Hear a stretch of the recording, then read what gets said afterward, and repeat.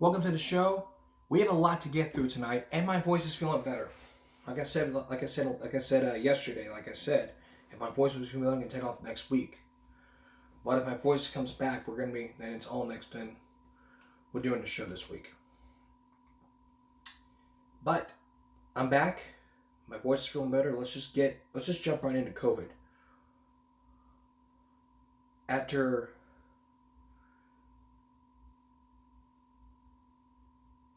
Paxlovid, if you know the pill, you may have noticed why the CDC has warned them. So take a look at this.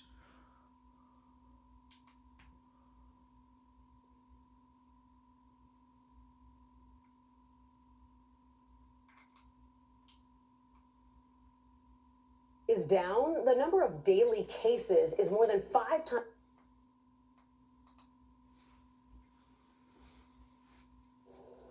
Now to the fight against COVID. While the death rate is down, the number of daily cases is more than 5 times higher than it was at this time last year. Medical researchers are investigating so-called COVID rebound, a re-emergence of symptoms after patients take a popular antiviral pill. Here's CBS News Chief Medical Correspondent Dr. John LaPook. As COVID cases continue to rise, Paxlovid is being prescribed to try to keep high-risk patients out of the hospital. But now, the CDC is warning of potential COVID-19 rebound after a 5-day course of the treatment. If you take Paxlovid, you might get symptoms again. We haven't yet seen anybody who has returned with symptoms needing to go to the hospital, so generally a milder course. After a patient recovers, rebound has been reported to occur 2 to 8 days later. Still, the CDC says the benefits of taking Paxlovid far outweigh the risks. Among unvaccinated people at high risk for severe disease, it reduced the risk of hospitalization and death by nearly 90%. I managed to avoid COVID infection for over 2 years. Infectious disease expert Dr. David Ho tested positive for COVID after attending a COVID conference. He took Paxlovid and his symptoms went away. Were you surprised when you got symptoms again and tested positive? I was totally shocked. I did not expect that, and that's because I had tested negative 6 consecutive days, including 2 PCR. Pfizer, the maker of Paxlovid, says it is currently seeing a rebound rate of about 2%, but is continuing to monitor patients. It sounds like the risk isn't so much that they could get very ill again, but that they might unknowingly go out and infect somebody else? Exactly. And if COVID does return, Dr. Walensky has this advice. They should test, they should put their mask back on, and if their test is positive, restart the isolation protocol. Dr. John LaPook, CBS News, New York. Some good advice. That's right. And like I said before, you need to make sure you are vaccinated, because a lot of times a lot of people are not vaccinated. They're at higher risk of COVID, like we just heard. So if you're going to take Paxlovid, know the risks. Know what you're getting into. Alright, with Labor Day here about to end, the price of gas is going high. Take a look. Maybe myself.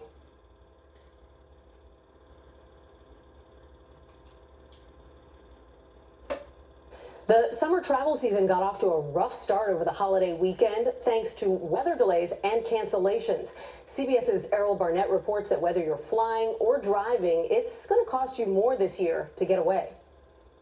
After the pandemic, it's been really great to actually get out and fly. Travelers across the country are venturing home tonight after one of the busiest travel weekends of the pandemic. I did see a good bit of traffic out there. The estimated 35 million holiday drivers are still facing record gas prices, hitting above $4.61 a gallon today. Being a single mom of 3 kids, that takes a toll on us. The average cost to fill up increasing by $15 to $20 over what gas prices were a year ago. So it's certainly a significant pinch.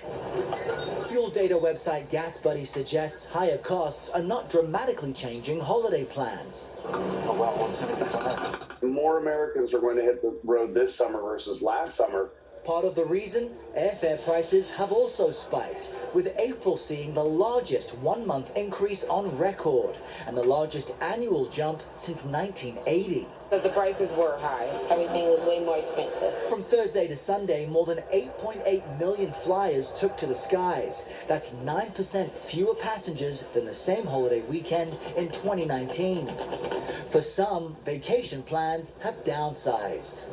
Normally, we probably would have stayed 3 to 4 days. Now we're only staying 2 days. Memorial Day weekend is a great predictor for summer travel. Folks are going to travel, and it's going to stay busy all the way through Labor Day. And for those who have yet to make travel plans, AAA says the time to act is now. There are still deals to be found right now, but they're disappearing fast. Book as soon as you can. Now, we've tallied more than 2,700 flight cancellations since Friday and over 400 today alone. Delta, the most impacted, is pointing to weather and air traffic control actions in Florida as some of the reasons, but this really just underscores how fragile some carriers' schedules are, Nancy, as we roll into the summer. Errol Barnett, hope they can all get home by tomorrow. Thank you. And I hope they can. When we come back, Uvalde prepares for funerals and a mass shooting. We're going to talk about that. And next, and also coming up, another school threat here in the Coastal Bend. This time at Veterans Memorial. Like I said before, if you're going to post a threat, fake or real, not only will you be out of school, your ass is in jail when we come back. Up front tonight, the Uvalde funeral. Uvalde is preparing for a funeral after a mass shooting that happened almost last week. Now, for almost a week, we focused in on this shooting and why I had to do a special Tuesday about this. We looked at the house of the shooter. We looked at other school districts that have threats. We'll get to those in a minute. But let's take a look at what Uvalde plans for its funeral. Tonight, the nation pauses to remember the heroes, veterans, and Gold Star families. Tonight, the nation pauses to remember the heroes, veterans, and Gold Star families who served and sacrificed for our freedoms. This afternoon, the president laid a wreath at the tomb of the unknown soldier at Arlington National Cemetery. Less than 24 hours earlier, President Biden was in Texas visiting families of the 19 children and 2 teachers who were gunned down in an elementary school shooting last week. Tonight, the community of Uvalde is preparing for the victims' funerals, and the Justice Department has announced it will conduct a critical incident review of the police response to the massacre. Lilia Luciano starts us off tonight from Uvalde. Lilia, good evening. Good evening to you, Nancy. You know, over the last week, I've been talking to children who survived the shooting and parents, and they tell me they can't think of a scarier thought than the end of the summer when they'll have to come back to school. Well, they may not have to come into this building, at least. During his visit yesterday, President Biden vowed to do everything he can to have the school demolished and rebuilt.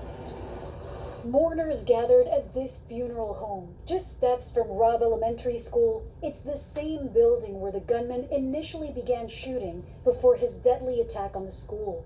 Today, it's where a grieving community attended visitation for Amerie Jo Garza. Also remembered today, Maite Rodriguez, the first for the 21 killed last week. Did Amerie Jo's family tell you anything? They were very kind. We just cried together. On Sunday, President Biden and First Lady Dr. Jill Biden placed flowers at a memorial with crosses bearing the names of the victims, and later attended a church mass. As they left the service, crowds gathered outside, urging the president to do something. He made this vow. The Department of Justice, at the request of the Uvalde mayor, announced it'll conduct a review of the police response to the shooting, but noted it is not a criminal investigation. Police are trained to confront an active shooter immediately. Yet as angry parents begged for help, the on-scene police commander gave instructions to wait, despite multiple 911 calls from children who were trapped inside. A federal tactical team took it upon themselves to storm the room about 75 minutes later. Of course it was not the right decision, it was the wrong decision, period. There's no excuse for that. State Senator Roland Gutierrez says the mother of a victim told him that she believes her daughter bled to death after being shot in the back and could have survived had police immediately gone in. Everybody that was here has some level of responsibility for their failure to act. That is a systemic failure. For Jesse Rodriguez, the pain of losing his 10-year-old daughter Annabelle and anger over the delayed police response is way too much to bear. Who do you blame? I blame everybody, all the officers that were there. Even I, unarmed, no chest piece, I would have entered to try to do something. Not stand behind a wall. Even if it would kill me, at least I tried.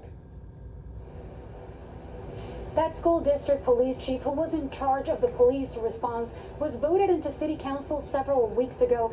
Today we learned from the mayor that although nothing can be done at this point to prohibit him from being sworn in, at least that special city council meeting set for tomorrow night will no longer take place as planned. Nancy. A really tough week ahead for that. And it's going to be a tough week. But there is some good news about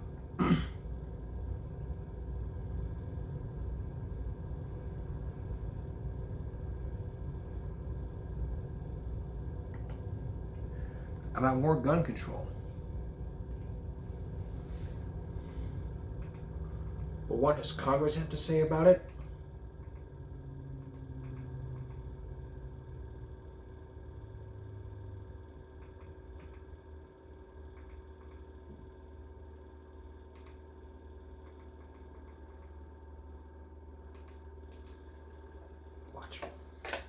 Americans increasingly on edge, though. The war of words over gun reform rages on in the nation's capital. CBS's Christina Ruffini reports on the struggle to reach a bipartisan agreement. Good evening, Christina. Good evening, Errol. The good news, if there is good news, is that lawmakers said today there's a strong desire among their colleagues to get something done on gun control. The less good news is they are deeply divided over what that something should be. Can we stop all of it? No.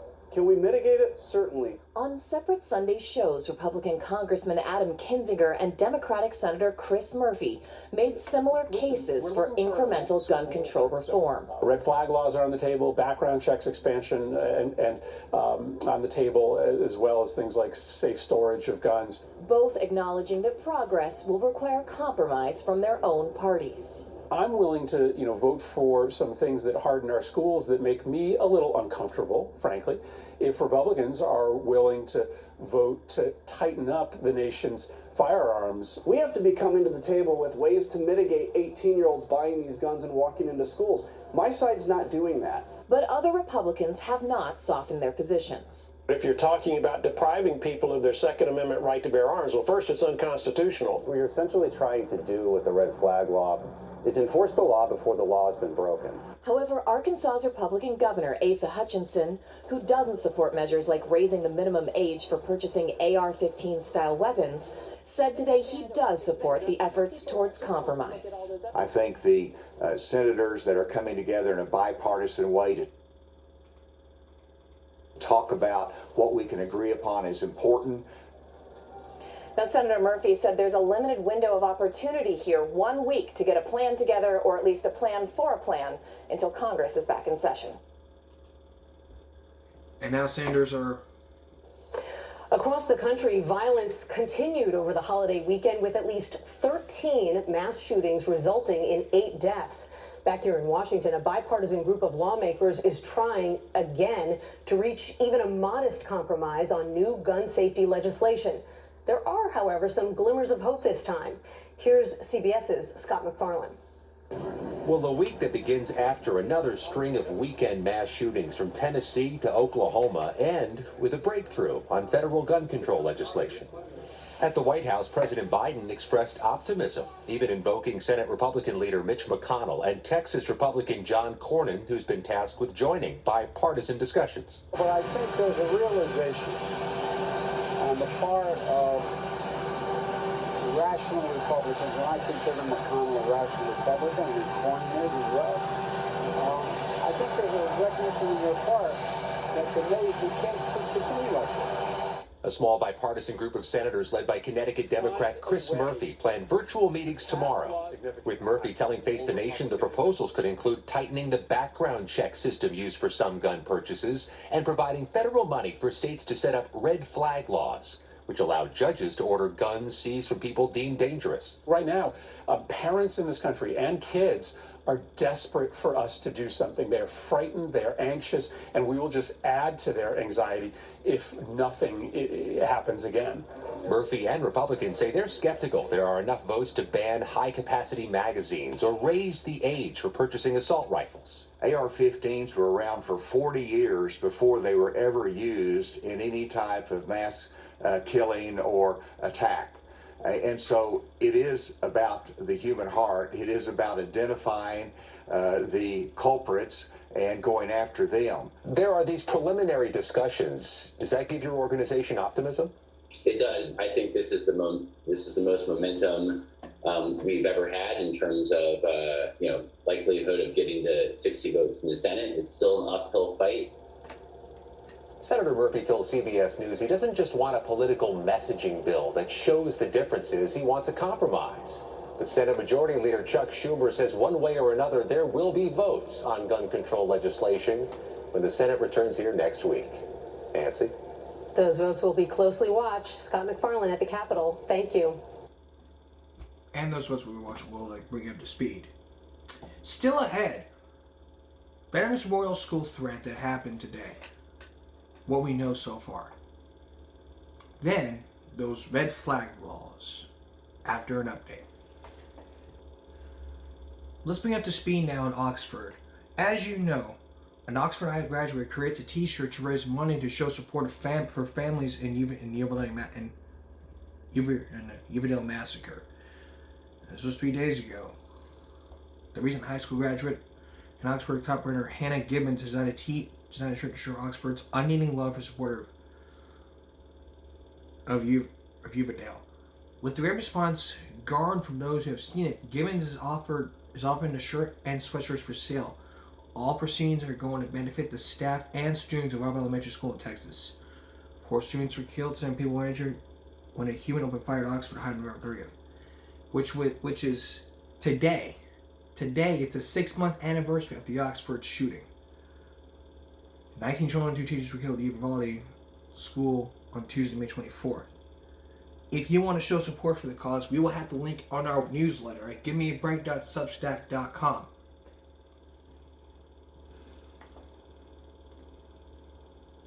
There you will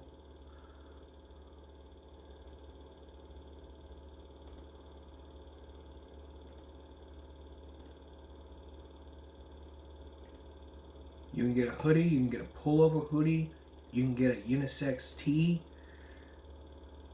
Whether you get heavy metal, ice blue, you can get light pink, cream. If you get long sleeve, you get white. So really thank her for designing this shirt for everyone else to say text. If you want to get this shirt, we'll have the link on our website. Again, that is givemeabreak.substack.com. And Give Me a Break continues in just a moment. How many times we're going to go over this on this show? If you think you're going to post a threat, fake or real, not only going to be sent out of school, but you're going to be sent to jail for making a threat. That's exactly what happened today. Backpacks are not allowed. Increased security at St. Veterans Memorial after this online threat. Watch. Up for us tonight, a recent social media post with a threat aimed at Veterans Memorial High School has had district officials acting quickly and wanting to reassure parents of their child's safety. Those details in our top story at 5. School Principal Scott Walker sent a message to all parents and teachers explaining that Corpus Christi Police and School District Police have investigated. That investigation into the threat resulting in what the district explained as, quote, consequences given in accordance with the Student Code of Conduct, end quote. The principal also saying that threats to the school will be considered a serious matter and will not be tolerated. He also asked parents to monitor their children's social media use and to remind them that any kind of threats or pranks could result in suspension and even criminal charges. Principal Walker also let parents know that during this last week of school, There will be extra security, and backpacks are now prohibited. Yes! Yes! Yes! Exactly! Yes! That's exactly what I'm telling you! That's exactly what they need. Don't ever do that again this week. But there's more school threats happening. Even after last week, there is more. Georgetown ISD. Watch. This week, a number of school districts in our area responded to potential threats. Now, no one was hurt, but in Manor ISD, police detained 4 people today, and Georgetown ISD has investigations underway.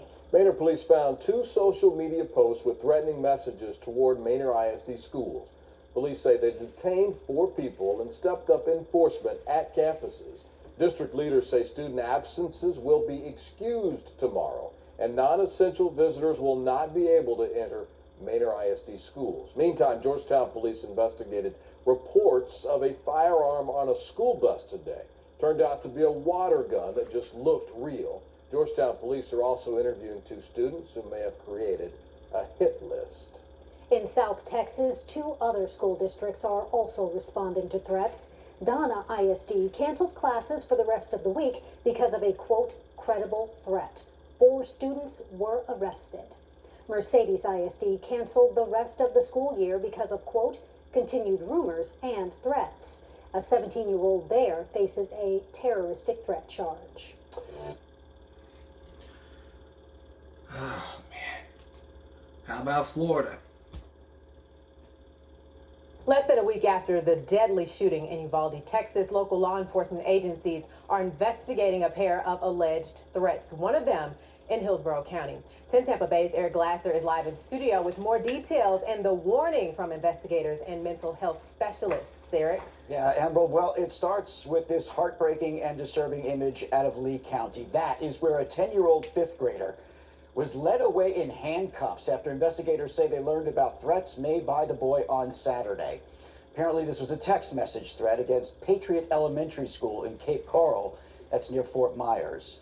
And then yesterday in Hillsborough County, deputies arrested 18-year-old Corey Anderson. They say Anderson posted pictures of himself with a handgun, a rifle, and a tactical style vest with a caption that read, "Hey Siri, directions to the nearest school." Both claim it was a sick joke, but investigators say there is nothing funny about it or the consequences, which can include a felony arrest record.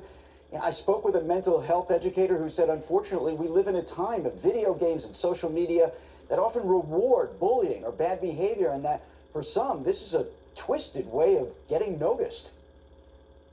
And what we're seeing is that children are pushing the edge, they're pushing the envelope, and really blurring the lines between what is innocent and just a prank and what is absolutely dangerous. The Hillsborough Sheriff's Office reposted a recent public service message urging parents to be more involved in their kids' online and social media activities. They also urged them to have a discussion with their children about the consequences that a felony arrest can have on their future, and to try to see past the immediate attention or response that they get when they text or post something on social media. Okay, time out here. Let me get the break board. Time out. Because this shit freaking pisses me off.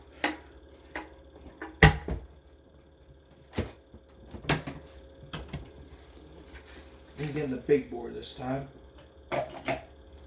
Because you guys, threat makers out there with all your video games,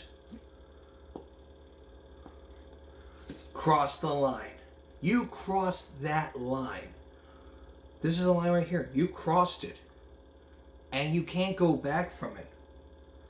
You think you're going to keep on doing this? This is what's going to happen. You're going to continue doing this, and you're also going to continue to cross that line if you don't stop doing this. Parents, this is the message for you. If your child makes a school threat, you don't talk to them about it, this is where they're going to cross. You cross that line, your child's going to jail. So I advise you, parents, talk to your child so that none of this happens again. We don't have to go through another school shooting. And there's another school threat. Family of a Lutz teen accused of making school violence threats say they are now receiving threats of their own. Hillsborough County Sheriff's deputies arrested 18-year-old Corey Anderson after he posted photos of himself online. 8 on your side's Jeff Patterson joins us now live at the Sheriff's office with more on what happened here. Jeff. Good evening, Josh. Hillsborough County Sheriff Chad Chronister says any threat of school violence is being taken very seriously, and anyone making a threat of school violence faces arrest. Exactly. The Hillsborough County Sheriff's Office says 18-year-old Corey Anderson posted photos of himself with what appeared to be a handgun, a rifle, and a tactical-style vest, with the caption, "Hey Siri, directions to the nearest school." Today, at Anderson's home, a woman who identified herself as Anderson's mother says what's being reported in the media is not accurate, but she would not elaborate, saying the family now has an attorney. And beyond that, there's no comment. We are getting threats at this time, and it's very scary. It's very scary. The sheriff's office has not released the photo of Anderson, but says a later investigation found the handgun and rifle he's holding are actually airsoft guns. Still, the sheriff says threats like this, regardless of intent, are no joke. School threats are no joke. It's happening too often here in Hillsborough County. The sheriff urged parents to sit down with their children and let them know there will be serious consequences if threats are made. They could get arrested and end up with a felony on their record. One mistake can affect your entire life. Corey Anderson has now been released from custody. He's facing charges of making a threat of mass violence or terrorism. He is at his home at this time. In Tampa, Jeff Patterson, 8 on your side. All right, Jeff, thanks for the update. When are people going to realize that if you continue to make more threats, you're going to be sent to jail? I've never been to jail. Jail's not fun. And let me tell you, I don't plan on keeping on going to jail. More threats continues. Off the top at 7 tonight. When we come back. You know what pisses me off? People who make threats to a school. Though I've seen reasons like this. They don't like their teachers. They bully. They hate being bullied. You know what? Let me play you a clip from a video game bully. If you join the Stop Bullying Speak Up,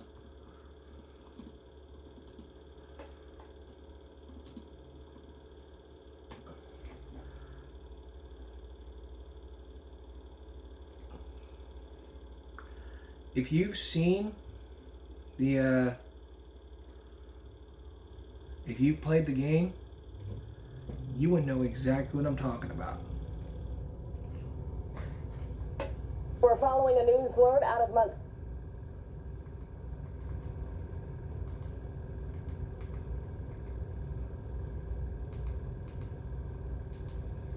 Watch. I'm gonna skip over to. There we go. Watch. To give in to popular sentiment. You can tell that by your...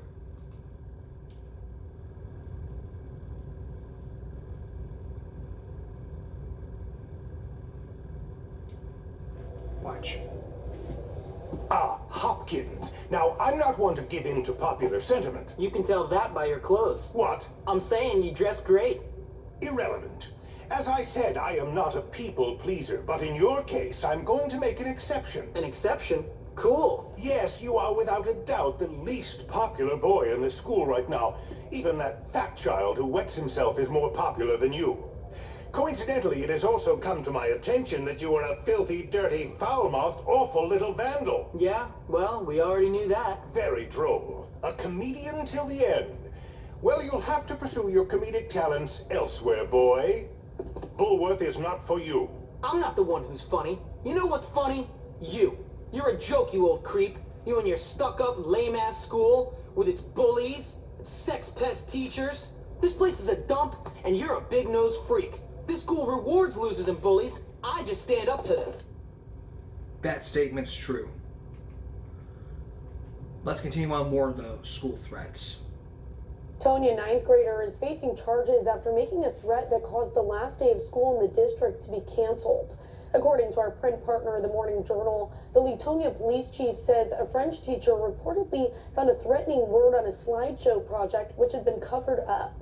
The student in question was spotted in the parking lot by an officer and then taken into custody. The student was taken to the Louis Tobin Attention Center in Lisbon and is charged with and making terroristic threats. Other students had not yet entered the building at the time when they were put back on buses and sent home.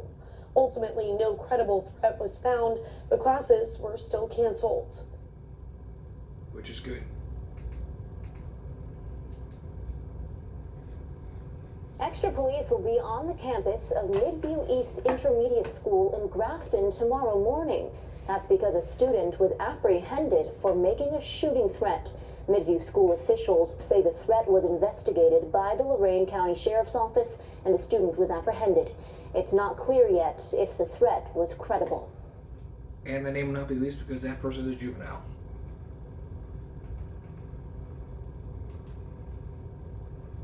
Do you have time for... Oh, we have time. We have time for one more. I'm going to wrap it up.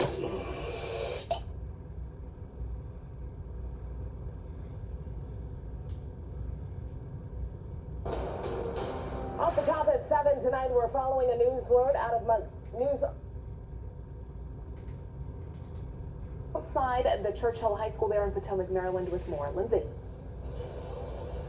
Ladies, the principal here at Churchill sent a letter home to parents this morning letting them know about what he called serious and disturbing threats that were posted on social media last night. Principal John Taylor writes, "The posts include statements about violence against the school and specific individuals and used racial slurs and other inappropriate language. We must take all threats and statements of this nature extremely seriously." Now, I just got a statement from Montgomery County Police that says their investigation determined the student that posted this is not in the area right now, and police don't believe there is an immediate credible threat. I also spoke to a mother whose daughter showed her these social media posts. She tells me the young man involved is a special needs student who has said some inappropriate things in the past. She says she feels confident the administration is taking steps to keep kids safe, and she's not hesitant at all to send her children to school on Tuesday. The principal's letter that he sent this morning praised the parents and students who saw these posts and reported them immediately. He says that everybody has to work together to ensure the school community is safe, especially in light of the tragedy in Texas, which of course is still very fresh on everybody's minds, especially those who are continuing out the school year. Ladies, back to you. Great job, parents. You are a hero. My hero. Of Give Me a Break. For reporting these threats and making sure this doesn't happen again.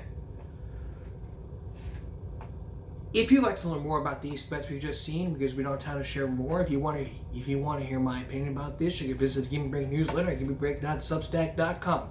You'll also find information on what you parents in there can do to talk to your kids on how to monitor them on social media, and some helpful tips about how to tell your child the serious consequences of making a threat at school while security is being increased. That's all for this edition of Give Me a Break Monday going to Tuesday. We'll see you again for Give Me a Break Wednesday. For all of us here at Give Me a Break and YouTube, good night.